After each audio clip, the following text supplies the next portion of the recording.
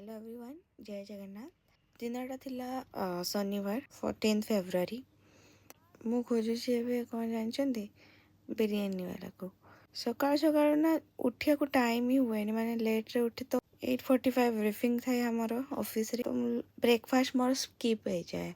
तो सेति पई मु जाइतली खाइया पई डायरेक्टली, आ मु ब्लॉग भी बनै नथली, तो जानि तो मिल नथला, बट कड़ी चावल खाइ नेतली। तापरे आसिक लॉगिन भी करती। लॉगिन गला भितर तापरे आसिक मु खाइली लंच फ्राइड राइस, भेज फ्राइड राइस। तापर लॉग आउट करी डायरेक्टली घर, माने दिन सारा ऑफिस रे 9 to 6 विदाउट फोन रे मु रहूची। तो आसिक ही जहाँ मु काम करे, तापर संध्या रे आसिक मार्केट मोर किसी काम थिला। ही मो दिन सरुच। Keep enjoying. बाय।